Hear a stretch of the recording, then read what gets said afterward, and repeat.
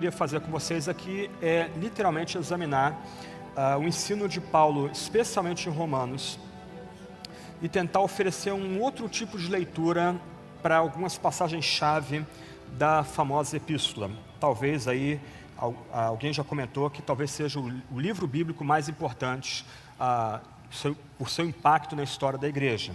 Então, o título da palestra é A Política Anti-Imperial do Apóstolo Paulo na Epístola aos Romanos. Talvez por vício de criação, vários de nós aqui vindo de um background de rejeição da cultura e uma desconfiança da esfera política, a gente talvez tenha sido criado com a noção de que a mensagem, especialmente do Novo Testamento, seria uma mensagem apolítica, não só a partidária, mas uma mensagem apolítica. O que eu quero argumentar com vocês é que, especialmente em Romanos, Paulo é intensamente político, okay? Mas eu não quero adiantar, vamos chegar passo a passo ao argumento. Então eu queria começar falando um pouco aí do contexto social e político que a carta aos Romanos foi escrita. Os eruditos, tanto conservadores como liberais, eles têm sugerido que a data de escrita da carta se dá entre 55 e 57. Paulo escreve da cidade de Corinto, escreve essa carta para uma igreja que não o conhece ainda. Ele escreve aos romanos, a igreja de Roma, para se apresentar. E aqui é um ponto que eu quero chamar a atenção de vocês, eu vou voltar a isso daqui a pouco. Essa carta, se essas datas aí aproximadas estão corretas, foi escrita pouco depois do imperador Nero ter assumido o poder no Império Romano. No slide seguinte, você tem um mapa do Império Romano, talvez um império de maior extensão na história. Você pode notar aí que, começando lá de cima, o Império Romano começa da fronteira da Escócia, abarca Portugal, Espanha, França, partes da Alemanha, Itália, os Balcãs, Hungria, Romênia, grande parte do Oriente, chegando aí a quase o Iraque atual, Egito e grande parte do norte da África, as atuais Argélia, Marrocos, Tunísia, Líbia e Egito. Quando Paulo escreve a sua carta, então, Roma ela está no seu clímax, no seu ápice.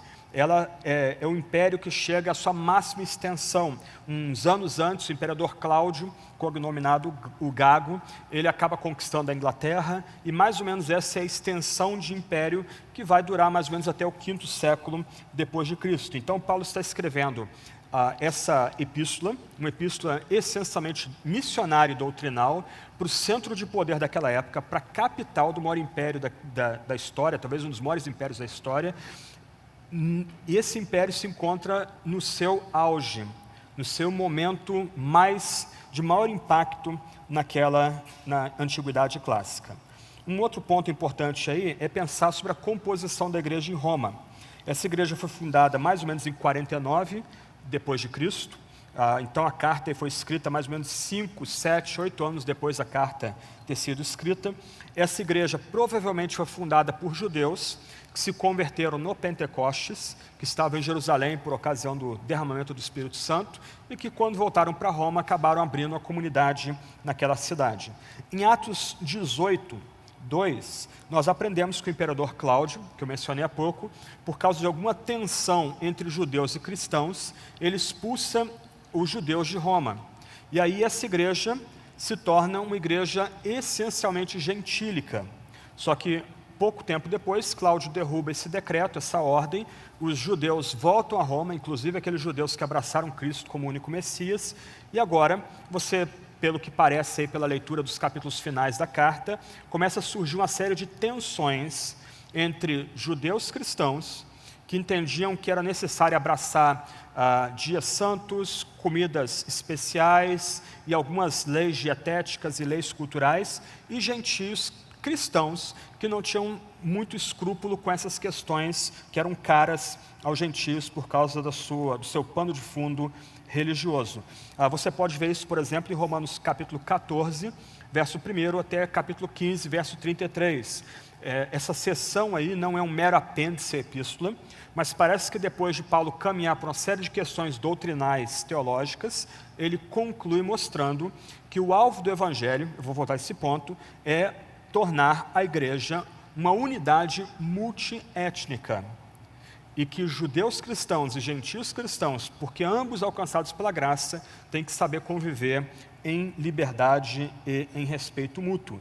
Um outro ponto que eu julgo interessante nessa primeira palavra sobre a Epístola aos Romanos é que em capítulo 15, verso 24 e verso 28, Paulo diz do seu desejo chegar à Espanha, a antiga Társis lá de Jonas, e ele, por assim dizer, prepara essa grande epístola para conseguir uma carta de recomendação e para ser apoiado pela igreja em Roma para chegar na extremidade ocidental do império. Esse é um pano de fundo bem simples, o contexto cultural, o contexto social, o contexto político daquela época, o imperador que governava o império, a constituição da igreja em Roma, as tensões que aquela igreja passa em Roma. Eu gostaria que vocês abrissem suas Bíblias então em Romanos. Eu não vou poder ler todas as passagens bíblicas, mas se você manter aberto aí eu vou destacando algumas e depois você pode, com calma em casa, tentar conferir se o que eu estou dizendo aqui realmente é calcado no texto bíblico. Mas eu queria começar olhando, bem rapidamente, os primeiros 5 versos de Romanos, capítulo 1. Geralmente, quando você pega comentários bíblicos mais reformados ou luteranos, eles rapidamente vão pular essa passagem, vão pular a passagem seguinte, capítulo 1, 8 a 15, e vão direto para Romanos capítulo 1, versos 16 e 17, e vão sugerir que ali está o tema da epístola. A minha posição é um pouco diferente. Eu entendo que nesses primeiros 7 versos, vou colocar assim, você tem todo o conteúdo da epístola resumido. Ok? O ponto de Paulo aqui é, em resumo, mostrar o que ele vai desenvolver depois. E o que ele quer desenvolver depois é a mensagem de Cristo é o Messias davídico, que morreu pelos nossos pecados, ressuscitou dos mortos e agora tem toda a supremacia sobre homens e mulheres. Alguns detalhes aí dessa pequena passagem aí de 1 a 7 do capítulo 1. Um ponto curioso aí para você destacar é que o Evangelho procede da Trindade. Então, nota depois a quantidade de vezes que a palavra, o vocábulo Deus aparece nos primeiros 7 versos. Deus domina, por assim dizer, esses versos. Deus não só é o autor do Evangelho, mas Deus revela o Evangelho.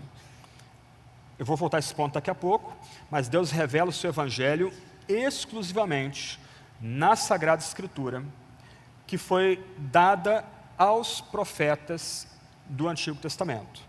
Aqui é um ponto curioso, Sagradas Escrituras aqui se refere ao Antigo Testamento, se refere à mensagem profética do Antigo Testamento, e toda a epístola de Paulo aos Romanos é um grande comentário do Antigo Testamento nesse sentido. O que ele quer mostrar é que Jesus é da linhagem de Davi, ele é o Messias prometido, porque ele ressuscitou dentre os mortos, ele tem toda a supremacia, ele é o único rei, por assim dizer. A gente vai voltar a esse ponto depois. Então, Deus domina a passagem, o Evangelho é de Deus, o Evangelho vem de Deus às Sagradas Escrituras, é a fonte exclusiva para aprender esse Evangelho, e esse Evangelho, essa boa nova, essa boa notícia, trata de Jesus Cristo. E quem é Jesus Cristo nessas palavras introdutórias? Jesus é da descendência de Davi, Jesus é o Filho de Deus, Jesus foi ressuscitado entre os mortos, o que aqui pressupõe a morte de Cristo, okay? Ainda que não mencionada, mas ela é pressuposta e está inclusa aqui na noção de ressurreição dentre os mortos, e por causa da obra do Espírito Santo, Jesus recebe o nome que nenhuma outra criatura, nenhum outro ser tem. Jesus agora é o Filho de Deus com poder. A expressão tem que ser lida toda junta, num único fôlego. Se você preferir, você pode botar até hífen entre as várias expressões. Filho, tracinho, de, tracinho, Deus, tracinho, com, tracinho, poder. Esse é o novo nome de Jesus por obra do Espírito Santo. Então você nota que o que Paulo oferece aqui é um resumo dessa boa nova. É um resumo do Evangelho. O Evangelho, então, não é justificação, o Evangelho não é fé, não é arrependimento. A justificação é um benefício do Evangelho, a fé e o arrependimento é o meio de receber o Evangelho.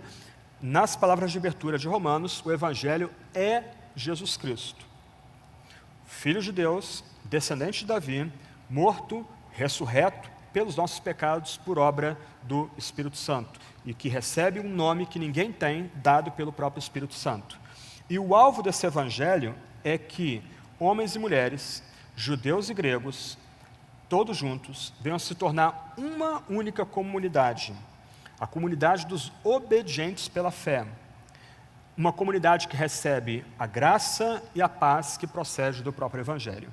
Então esse é o resumo da carta. Todo o tema da carta está contido aqui. Tudo que vem depois, especialmente entre capítulo 1 e capítulo 9, é um desdobramento desses primeiros versos que resumem, que compactam a mensagem que Paulo tem a levar para a igreja em Roma. E aí eu queria pular para versos 16 e 17. Todo mundo conhece esses versos aqui. Também não vou ler a passagem. Mas Paulo agora, ele fala do evangelho. Qual é o evangelho? A boa nova, a boa notícia de que Jesus Cristo, que viveu no primeiro século na Palestina, na terra prometida, esse Jesus, ele não é um mero homem, mas ele é descendente de Davi, ele é de linhagem real, ele é filho de Deus, ele é o único Messias, ele morreu e foi levantado entre os mortos. Essa mensagem é poderosa. E aqui entra uma questão. Eu já falei isso, já ensinei isso, mas está errado. A gente pega a palavra poder aqui, vai para um Novo Testamento grego, vai para um léxico, aí descobre que a palavra aqui é dinamis, tem alguma semelhança com dinamite, e aí a gente conecta a palavra com dinamite. Não tem nada a ver. Para quem Paulo está escrevendo essa carta? Para Roma. Para uma igreja que está na capital do maior império que já existiu. E Roma se acha poderosa. O que Paulo está oferecendo aqui é uma mensagem que tem todo o poder, que nem mesmo o imperador tem. Uma mensagem que está sobre todas as outras mensagens. Para citar um exegeta, uma mensagem que não é a dobradiça que segura a porta no umbral, mas é o próprio umbral. Por isso que Paulo diz que ele não se envergonha dessa boa notícia a respeito de Jesus como único Messias, Jesus como ressurreto, Jesus como Filho de Deus com poder, porque essa boa notícia, ela é poderosa, ela tem poder, e essa boa notícia poderosa tem poder para nos tornar, nos declarar homens e mulheres completamente justos, parte dessa nova comunidade, parte dessa nova aliança que congrega judeus e gentios igualmente. Eu não tenho tempo para olhar toda a passagem uma a uma, mas os versos 8 a 15 traçam mais ou menos o perfil dessa comunidade que o Messias inaugura, que o Messias quer reunir e sobre a qual o Messias reina.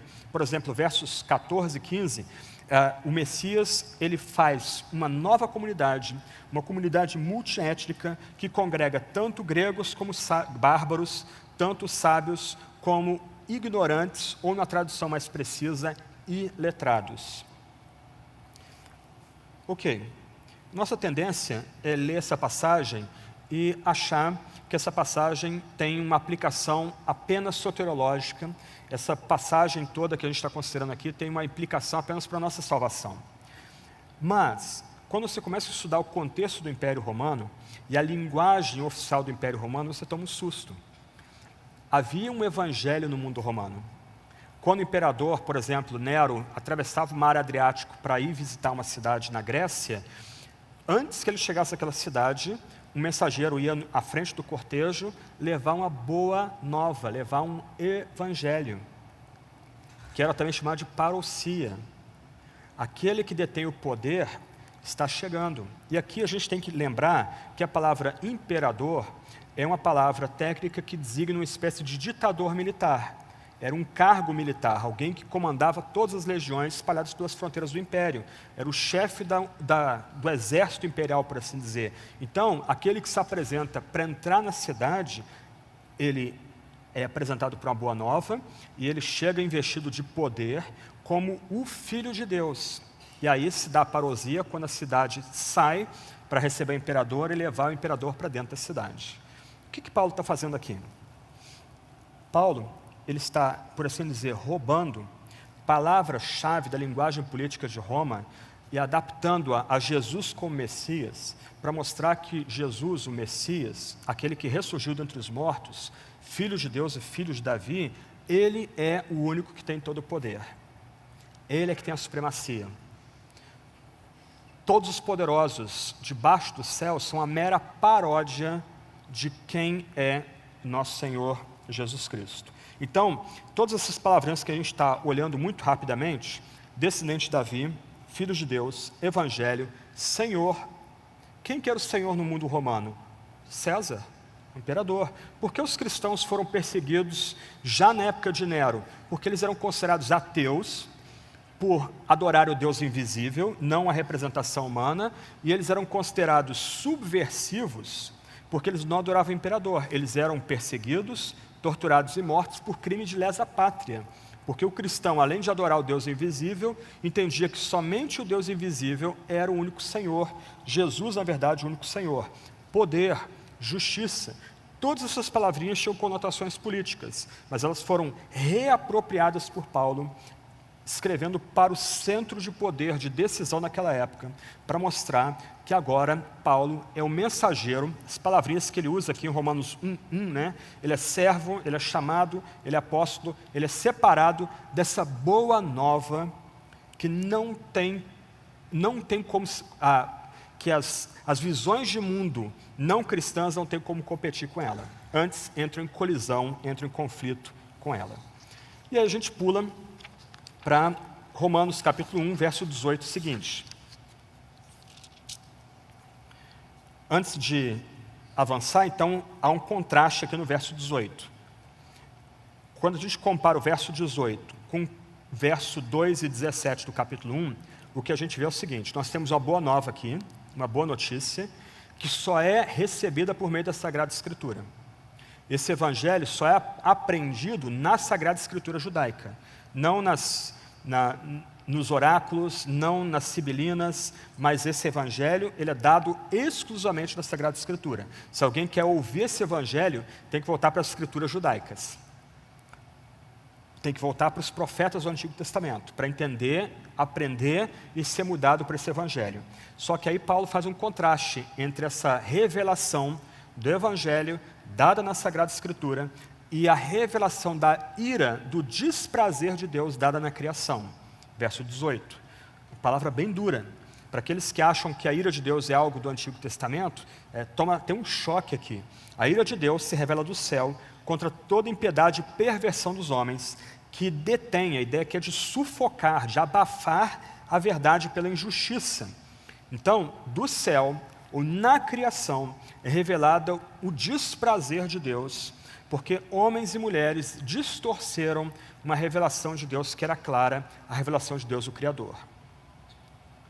Então, o ponto de Paulo, versos 19 e 20, é que a revelação geral é a base do juízo divino. Porque Deus já se revelou na criação, todo homem, toda mulher já está previamente condenado. Se um homem, uma mulher busca salvação, busca uma boa nova, ele tem que correr para o evangelho dado na Sagrada Escritura, para aprender da Sagrada Escritura quem é Jesus, Filho de Deus, descendência de Davi, que morreu e ressuscitou dentre os mortos. Ok, eu acho que até aqui tudo bem. A leitura tradicional dessa passagem, geralmente é aplicada para pessoas que nunca ouviram Jesus, a bárbaros além fronteira. Será que é assim? Versos 20 a 23. Paulo continua aprofundando o ponto dele aí. Porque os atributos invisíveis de Deus, assim o seu eterno poder, como também a sua própria divindade, claramente se reconhecem desde o princípio do mundo, sendo percebido por meio das coisas que foram criadas. Há, por assim dizer, uma assinatura divina na criação. Deus, por assim dizer, deixou de si mesmo uma espécie de autógrafo que a nossa perversão, nosso pecado não consegue divisar, isto é, Deus como aquele que tem o eterno poder, aquele que é divino, aquele que é eterno, ou aquele que é soberano, etc. e tal. Aí Paulo diz: tais homens são por isso indesculpáveis. Que homens? A quem então Paulo está se referindo aqui? Porquanto, tendo conhecimento de Deus, não glorificaram como Deus, nem lhe deram graças, antes tornaram nulos em seus próprios raciocínios, obscurecendo-se-lhes o coração insensato, inculcando-se por sábios, tornaram-se loucos e mudaram a glória de Deus, do Deus incorruptível em semelhança de homem corruptível, bem como de aves, quadrúpedes e répteis. Quem que buscava esse tipo de culto no Império Romano? Os bárbaros além fronteira? Talvez, mas será que a passagem refere-se a bárbaros aqui? Quem Paulo está mirando aqui nessa passagem extremamente dura e difícil? Quem que adorava no mundo romano? Homem corruptível, aves, quadrúpedes e répteis. Vamos dar uma olhada aí. Coloca um slide aí. Aqui você tem algumas estátuas de imperadores romanos. Quem eram adorados do mundo romano? Os imperadores. Quando o imperador morria, ele era deificado, e como ele era chamado? Ele era chamado de Filho de Deus. Quem Jesus é? Filho de Deus. Quem Jesus é? Descendência de Davi. Ele vem da linhagem messiânica. Jesus vem da linhagem real. Olha a colisão. Olha o choque de noções diametralmente opostas de salvação. Você tem uma estátua de Augusto, você tem uma estátua de Tibério, uma estátua de Cláudio, imperadores que vieram um pouco antes de Nero, que é o imperador que dá o contexto aqui para a carta aos Romanos. Então, no contexto da carta aos Romanos, quem adorava homens corruptíveis? A própria estrutura de poder do Império Romano. Vamos avançar mais um pouquinho. Você tem agora uma imagem de moedas aí. É bem interessante essas moedas. A moeda da minha esquerda aqui, um denário de Augusto, você tem lá, é um denário que circulou no Império Romano após a morte dele, e numa das faces está escrito Divino Augusto. Uma vez morto, Augusto foi deificado, a sua esposa também depois de morta foi deificada, eles eram servidos, por assim dizer, pela população do Império como se fossem divinos. Homens corruptíveis. Você tem um denário ali de Tibério, escrito ali, um áureo, melhor, de Tibério, escrito ali, está dizendo que ele é o pontífice máximo. Ele era o sacerdote, principal sacerdote de todo o Império Romano, que oficiava os cultos ao divino Júlio, ou ao Júlio deificado. Você tem ali um denário de Cláudio com uma divindade, e curiosamente você tem ali uma moeda de Nero, um sestércio de Nero, e curiosamente numa das faces está o imperador fazendo o que a gente chamaria hoje de justiça social, dando dinheiro para as pessoas carentes em Roma, uma forma aí dele devolver um pouco dos impostos que eram recolhidos em todo o império. Ok, então o que a gente está vendo aqui, o que eu quero mostrar para vocês é que quem adorava homem corruptível era justamente a estrutura de poder romana. Ok, e aves, quadrúpedes e répteis. Ok, vamos avançar mais uma imagem aí. Quem desfilava pelo mundo romano carregando uma ave, uma águia, áquila, eram as legiões romanas.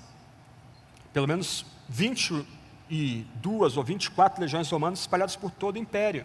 Elas desfilavam com aves, como símbolos de divindade, de poder por meio do império. Você tem ali um estandarte que tem uma mãozinha, tem a águia do lado, tem a mãozinha do outro.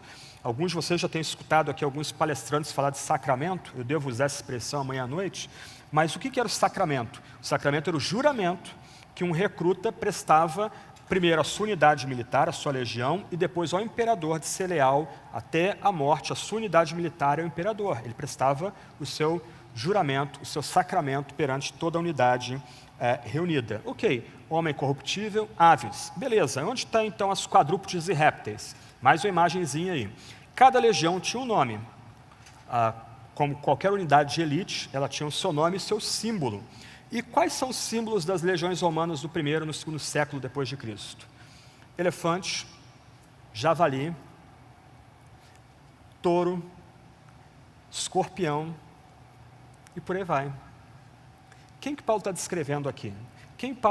Presta atenção, quem Paulo está dizendo que está debaixo da ira de Deus, do desprazer divino? Os poderosos em Roma. Aqueles que detêm a estrutura de poder romano está debaixo da ira santa do próprio Deus. Ok, vamos avançar mais um pouco aí. Vocês conhecem o restante da passagem, versos 24 a 27, você vê aí a reação de Deus. Deus entrega essas pessoas a uma disposição há pecados e paixões infames, e do verso 28 ao verso 32, você vê a disposição mental reprovável dessas pessoas. Quem Paulo está descrevendo aqui? A família imperial, casa de César. Deixa eu ler para vocês uma passagem de uma obra clássica chamada A Vida dos 12 Césares, de Suetônio. Obviamente, a gente tem que ler essa obra com suspeição, ela foi escrita no 2º século depois de Cristo. Suetônio era um republicano, detestava a casa imperial, e obviamente ele coloca algumas críticas muito sarcásticas, muito mordazes e pesadas aqui, à dinastia, especialmente à dinastia Júlio-Claudiana. Mas olha o que ele escreve sobre Nero aqui. Ele está falando um pouco aí dos vícios que Nero tinha.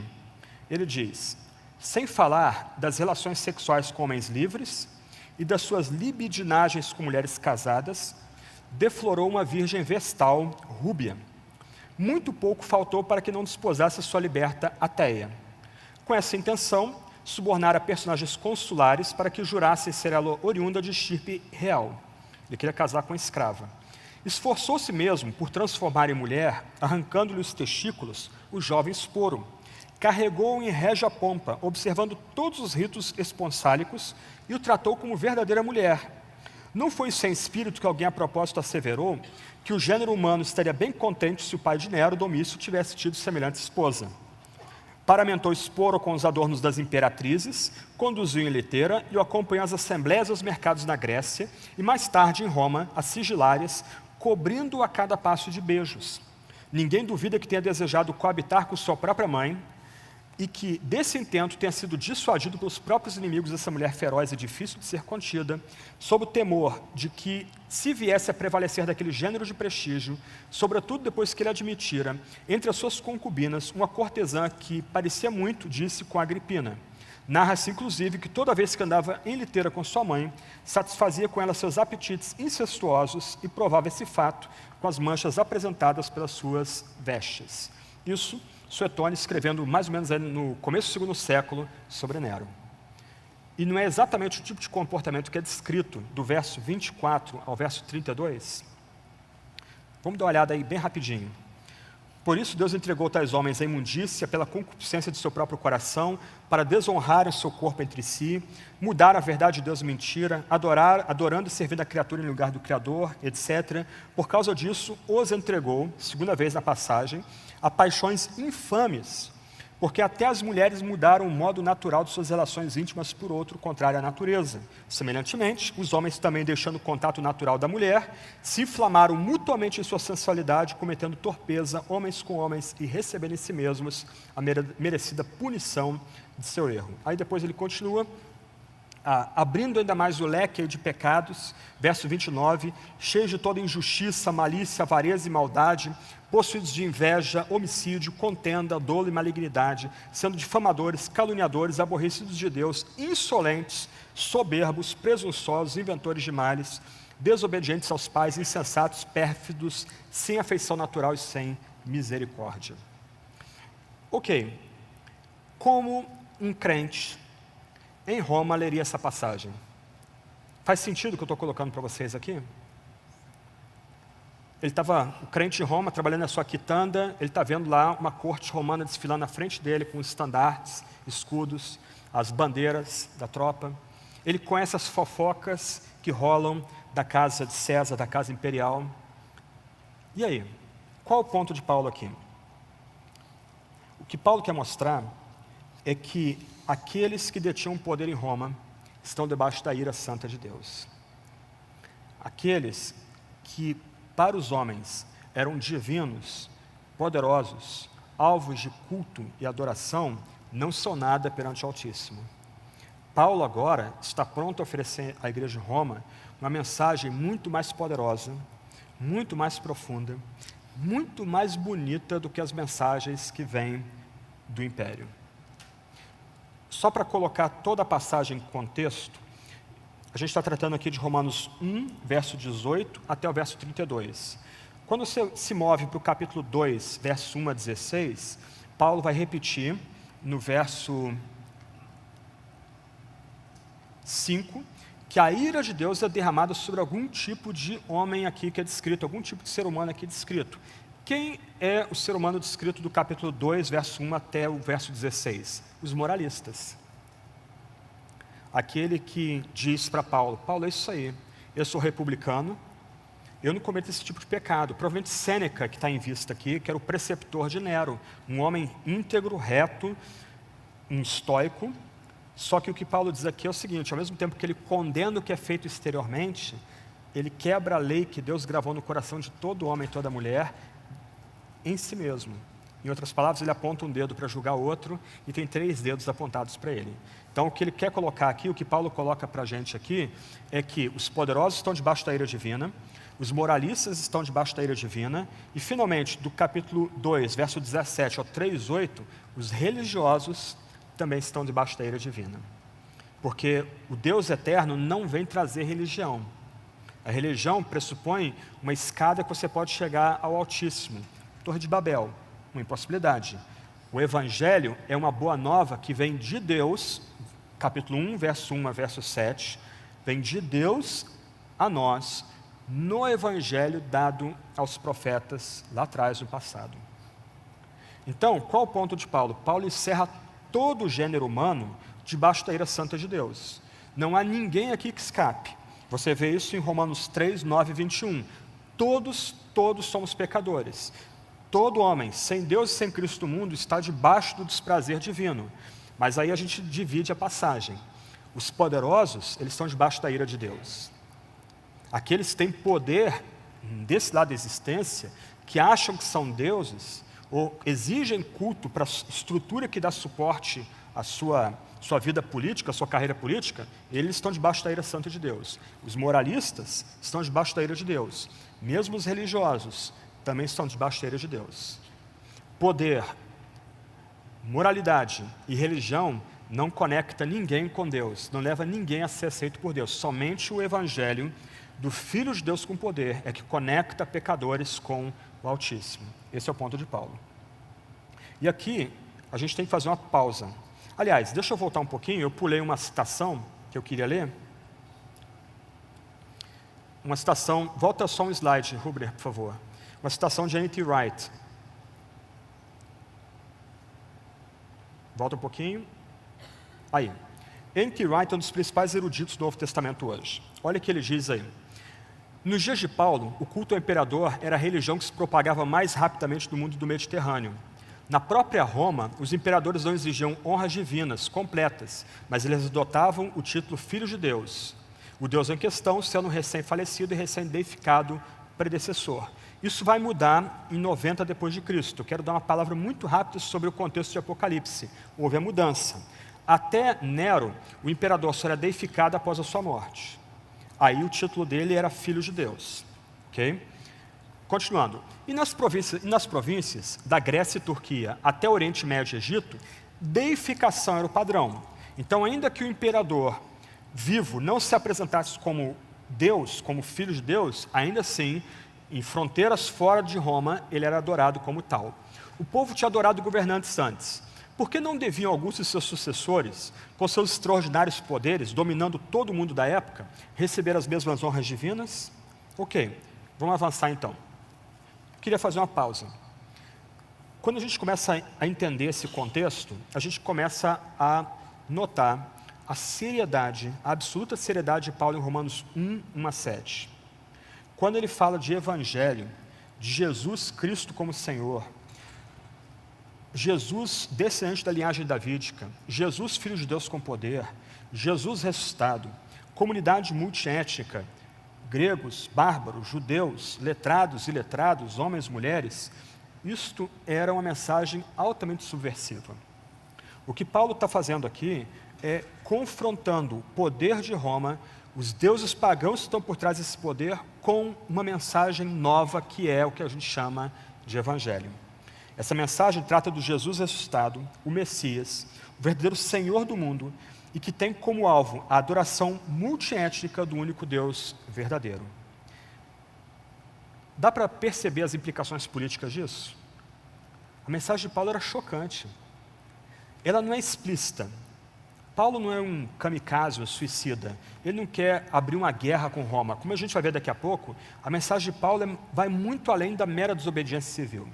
O que Paulo oferece aqui é um outro tipo de mensagem que é muito mais poderosa do que a mensagem do império. Aliás, eu estou usando essa palavra poder conectado ao império, mas se você ler detalhadamente Romanos, a gente vai chegar a Romanos 13 já, Paulo nunca usa a palavra poder para se referir à estrutura imperial e às autoridades constituídas.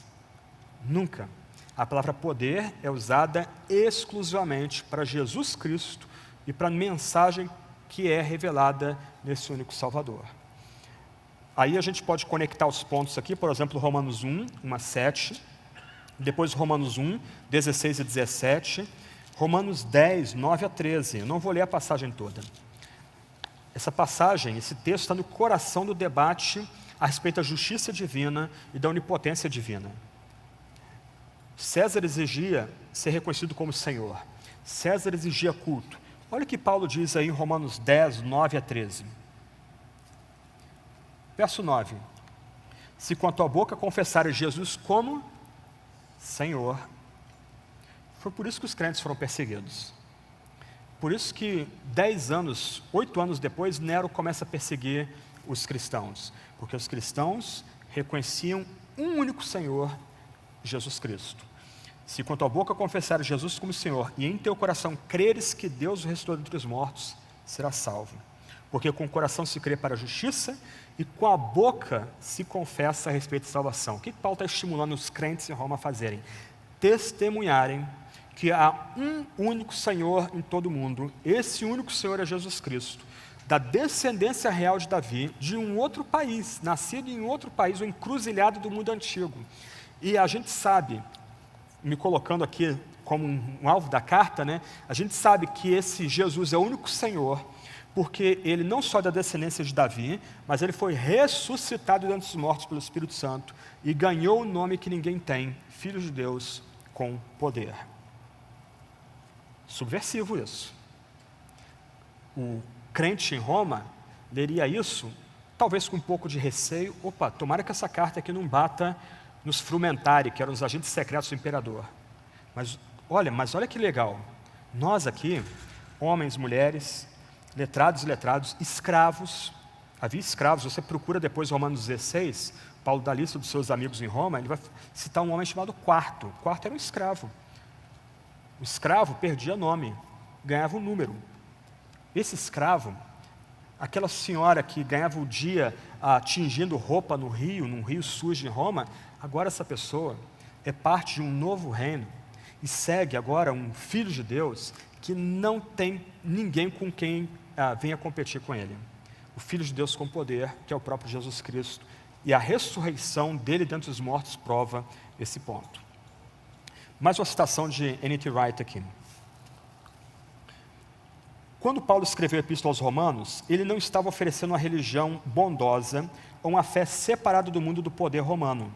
Ele estava enfrentando o poder imperial diretamente.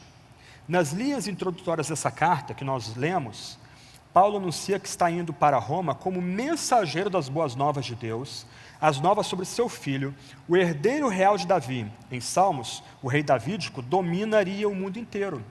Lembra? O evangelho foi dado na Escritura pelos profetas. E o que os profetas falavam de Jesus? Salmo 2, por exemplo, um salmo tipológico, que o Filho de Deus, o especial Filho de Deus, dominaria todo o mundo. E ai daquele que se levantasse com ele, seria despedaçado por um bastão, ao mesmo tempo que Yahvé gargalha do céu contra aqueles que se levantam contra o seu ungido, o seu filho. A ressurreição marcou Jesus como Filho de Deus. Ele é agora o verdadeiro Senhor do mundo, exigindo submissão dos judeus e dos gentios também. Paulo não se envergonha das boas novas, porque essa mensagem, o anúncio de Jesus como Messias e Senhor ressuscitado, o único Deus verdadeiro, revela salvação e justiça para o mundo inteiro. Qual é um problema que nós estamos enfrentando hoje no Ocidente, também no Brasil?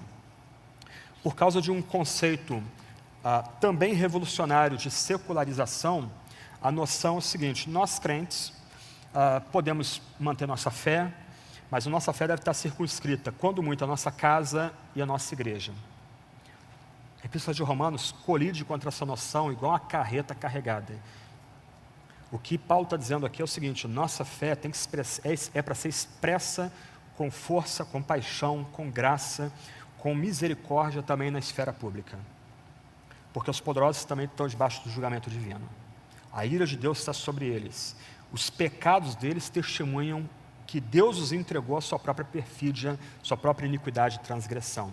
Então, o ponto de Paulo é: nós aqui, diante da ira de Deus sobre os poderosos, não devemos nos intimidar, mas devemos estar prontos a expressar essa mensagem do Evangelho de Jesus Cristo, Jesus como único Senhor, também na esfera pública.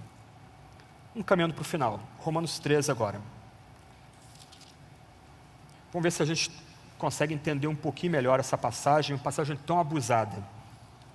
Infelizmente, por exemplo, na época da junta militar aqui no Brasil, muitas vezes a passagem foi usada, essa passagem de Romanos 13, 1 a 7, para justificar um tipo de conformismo frente à junta militar. Talvez mais sério, na época do nazismo, quando a Alemanha esteve debaixo do nazismo entre 1933 e 1945. A noção aqui é que um cristão tem que se conformar, mesmo diante de um governo totalitário e autoritário. Agora, como justificar essa leitura rápida dessa passagem de Romanos 13, 1 a 7, à luz de tudo que a gente já viu? Como o crente em Roma, o judeu, o grego, gente simples, gente humilde, nada diferente de nós aqui, como é que ele entenderia sua relação com as autoridades constituídas até o momento? Talvez, à luz de tudo que a gente já viu aqui, a tendência seria o seguinte: estamos livres dos grilhões do imperador. A gente não tem mais que dar obediência a cônsules, senadores, isso aí vai tudo acabar. Para lembrar de Tessalonicenses, segundo Tessalonicenses, o sopro da boca de Cristo acabará com essa paródia de Cristo, esse anticristo. Ok, o que Paulo faz aqui? Ele diz: calma, vai devagar. De um lado, Paulo, sagazmente e com muita coragem, ele dessacralizou as autoridades constituídas. Tudo que ele fez, tudo que a gente está vendo até agora, é Paulo subversivamente colocando a estrutura de poder do mundo romano de perna para o ar ou de cabeça para baixo. E mostrando que há uma outra via poderosa, da qual não se envergonha, que é o Evangelho de Cristo Jesus, de Cristo Messias, de Cristo que é o descendente de Davi. E isso, o fato de ele ser filho de Deus, com poder, é provado porque ele ressuscitou dentre os mortos. Então, o que Paulo ensinou para os crentes em Roma e quer ensinar para a gente aqui? Vamos por partes aí. Também não vou poder ler toda a passagem, só vou mencionar alguns trechos dela.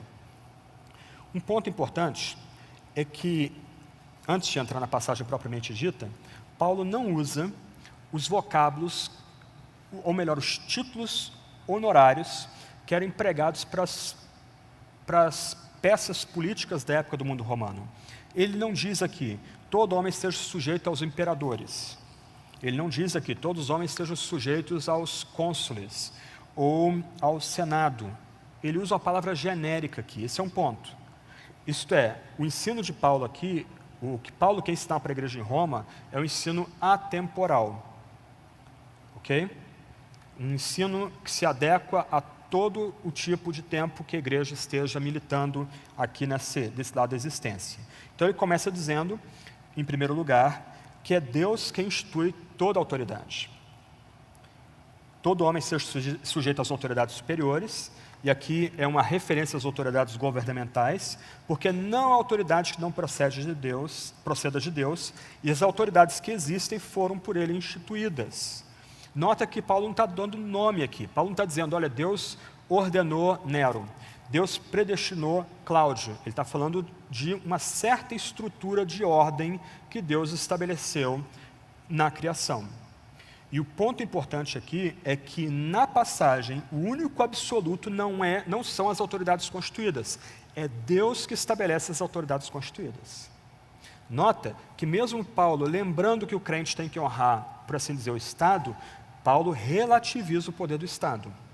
Se o Estado é a autoridade constituída, é porque ele tem uma autoridade derivada de Deus, que é a autoridade máxima, que é a única fonte de autoridade do Estado. Então esse é um primeiro ponto em Romanos 13, é Deus quem institui a autoridade. A autoridade é delegada, só Deus detém todo o poder na Epístola de Romanos. Lembra, a passagem poder nunca é empregado para personagens políticos ou em situações políticas em Romanos. A gente hoje, essa linguagem de poder virou comum, é lugar comum para a gente hoje. A praça dos três poderes, os três poderes da República, o poder executivo, o poder judiciário, o poder legislativo, etc. e tal. É uma linguagem comum, é uma linguagem de força, de intimidação também. Mas em Paulo, só Deus tem todo o poder, só o Evangelho é poderoso, só Jesus é poderoso. O que tem-se aqui é o Deus poderoso dando autoridade para algumas pessoas ou para um tipo de estrutura, mas a pergunta é, para quê? Aliás, antes de avançar, desculpa, eu estou indo muito rápido aí.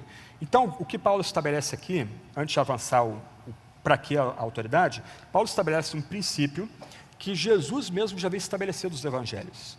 Vocês lembram? Os fariseus chegam a ele com uma moeda com a face do imperador, e para testar Jesus, perguntam a Jesus se é lícito dar imposto, ou pagar imposto ao imperador. E ele pergunta a face de quem está gravada na moeda. E Jesus diz, resposta, quando ele diz, a face do imperador, de César. Aí Jesus diz, dá a César o que é de César. Ok. Se Jesus tivesse parado aí, não havia nenhum problema. Ok? Mas Jesus foi adiante. E ele diz, dai a Deus o que é de Deus. O que Jesus ensina, e o que Paulo dá prosseguimento aqui, é que há uma separação de esferas entre a igreja e o Estado. O que nós temos aqui são esferas distintas.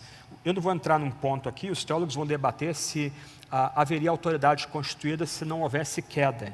Ou, colocando de outra forma, a autoridade constituída foi criada em Gênesis 1 ou só depois em Gênesis capítulo 3, quando nossos primeiros pais caem. Não vou entrar no ponto aqui. A gente deixa isso aberto por hora, que nem interessa o argumento aqui. Mas o ponto de Paulo é o mesmo ponto de Jesus. Já que Deus estabelece toda a autoridade, essa autoridade tem um poder limitado. De certa forma, a esfera da igreja ajuda também a limitar a esfera do Estado. Colocando de outra forma, a igreja não deriva a sua existência do Estado.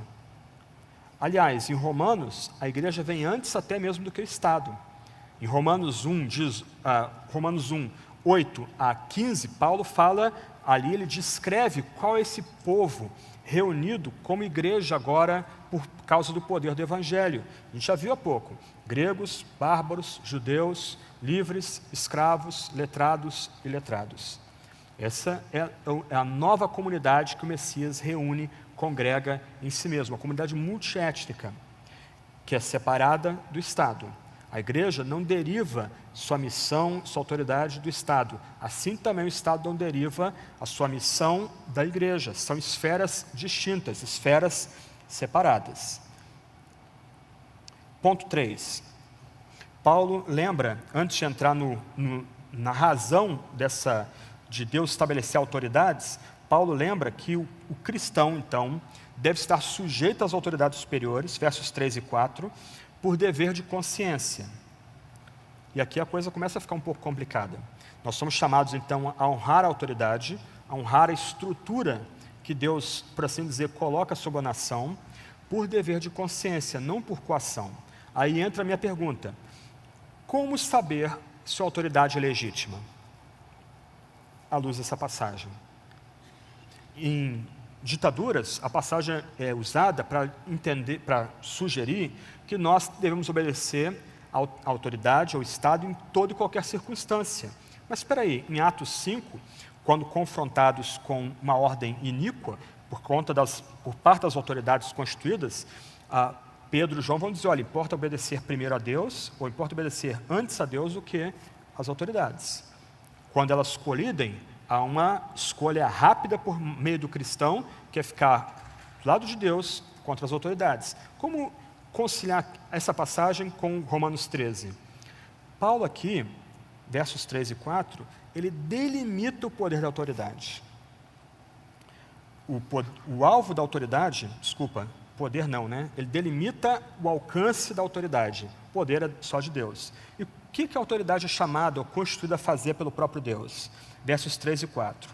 Os magistrados não são para temor, quando se faz o bem, e sim quando se faz o mal. Queres tu não temer a autoridade? Faz o bem e terás louvor da autoridade.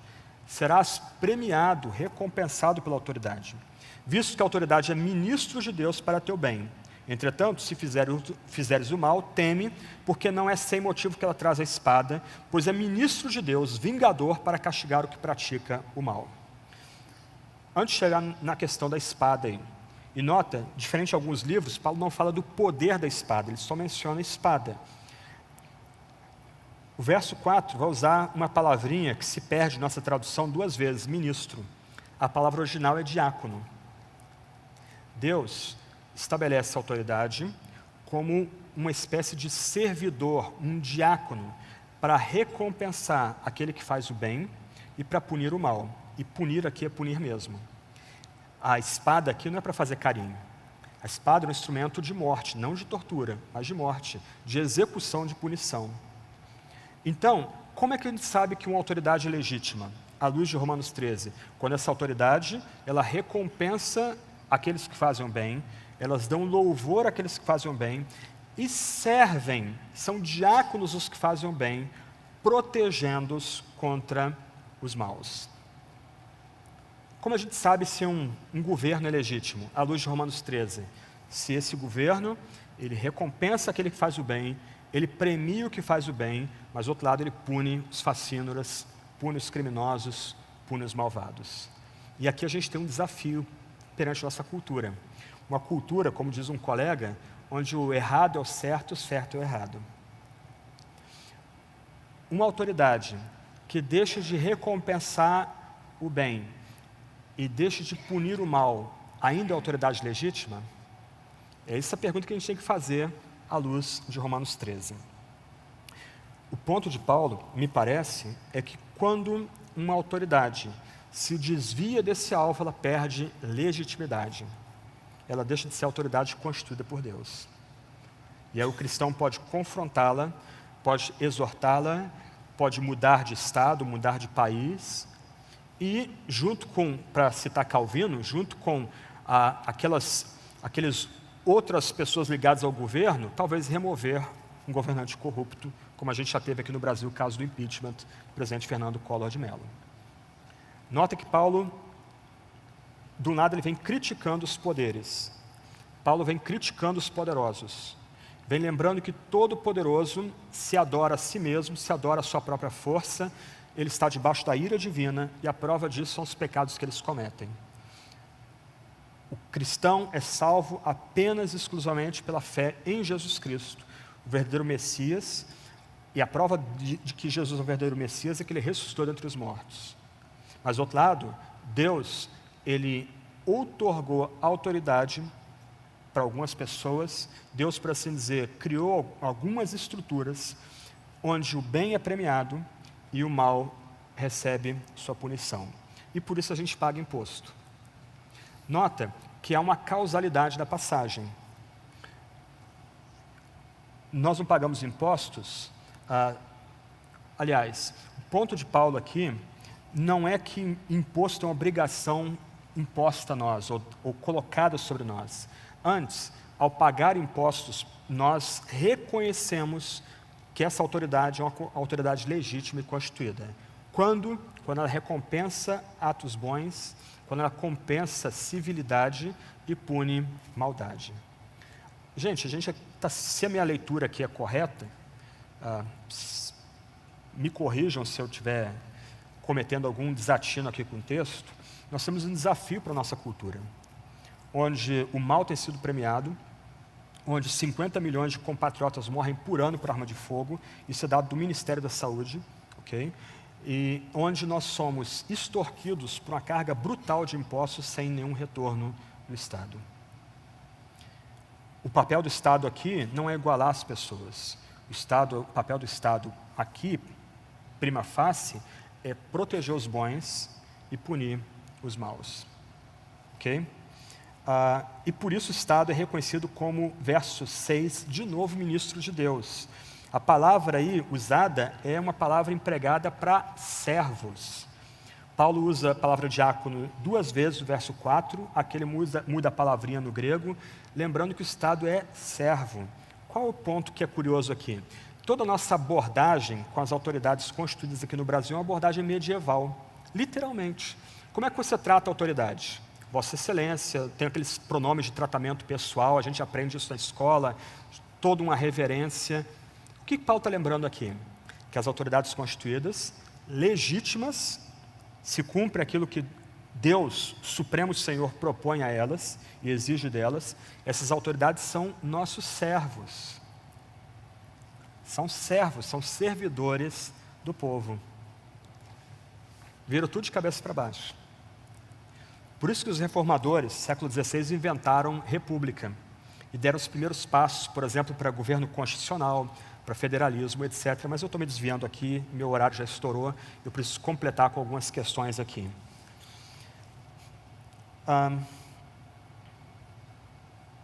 Deixa eu ler uma frase de N.T. Wright, e eu quero só dar pontos muito rápidos aqui de aplicação para a gente. N.T. Wright diz: Paulo clama que seus leitores obedeçam às autoridades, mas isso é mais subversivo do que muitas vezes se imagina. Os dominantes não são divinos. Eles devem responder a Deus. Deus quer ordem, não caos.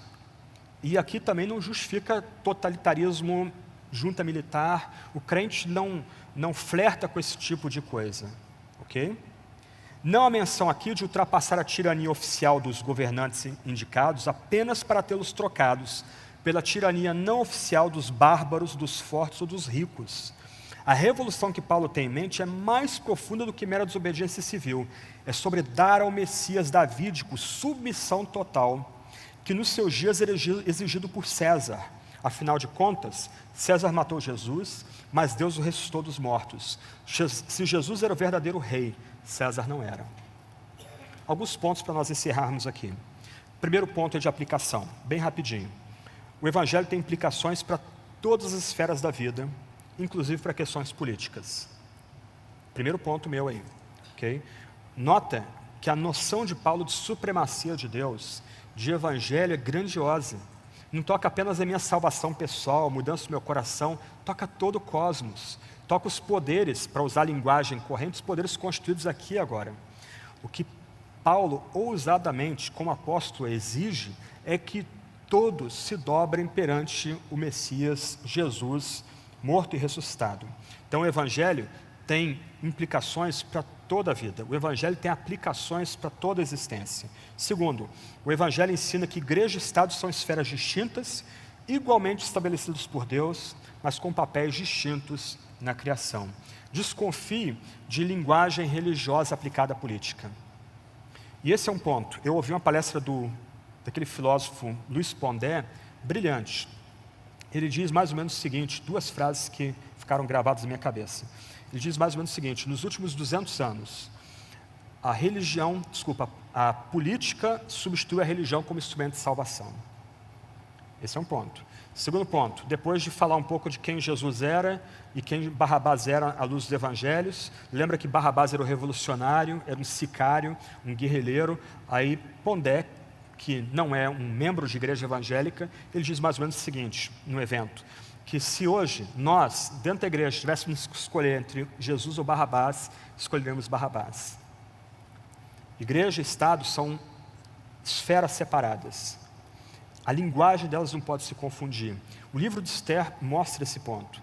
O livro de Esther é, junto com Cantares, o único livro na Bíblia onde o nome de Deus nunca é mencionado uma única vez. Por quê? Porque aqueles que servem a Deus na esfera política não precisam usar o nome de Deus para justificar o seu trabalho como pessoas ligadas ao palácio, ligadas ao rei ou até mesmo à rainha. Deus está por trás de Esther. Lembra de Esther capítulo 4 ou 3, quando Esther tem medo de Assuero, Mordecai a confronta.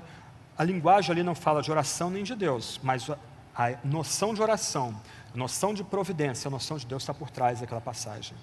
Igreja e Estado são esferas distintas. 3. precisamos lembrar que Deus institui as autoridades, mas delimita a sua esfera de influência. Há limites para o Estado que Deus estabelece na criação. Isso é uma ironia na nossa história política recente. Ano passado, nós tivemos mega manifestações no Brasil inteiro. As maiores manifestações ocorridas no país desde a proclamação da República, nunca houve, na verdade, algo como nós vimos ano passado. Ao mesmo tempo, as pessoas reclamavam do serviço oferecido pelo Estado, elas pediam mais Estado. O Estado tem que ter limites. O Estado não pode tudo. O limite dele, de um lado é a igreja, o outro limite é a família, outro limite é o indivíduo, outro limite é a arte, a economia, por aí vai. O Estado não pode tudo, há limites para o Estado. Quarto ponto, deve-se respeitar as autoridades, mas não quando elas se tornam a besta que saía do mar. Aí eu menciono Apocalipse 13. O que representa aquela besta que sai do mar? Um poder total.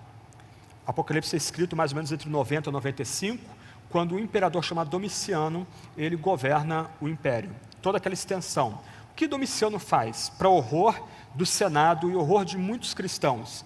Ele, diferente dos seus predecessores, exige ser cultuado como Deus vivo.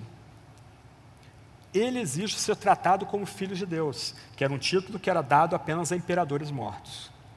Agora, esse novo desafio que é imposto à igreja é tratado de outra forma. Para um Estado total, nada de respeito. O Estado total é uma besta. E Apocalipse aqui exige nossa imaginação. Leia a passagem depois e tenta imaginar aquele bicho saindo do mar. É um negócio horroroso, disforme, bruto. Há um dragão por trás e soprando, só que ele vai ser esmagado, destruído pelo Cordeiro, pelo Messias prometido. Quinto ponto. Não vou ler o quadro, mas a gente tem que rejeitar quem mistura evangelho e ideologia.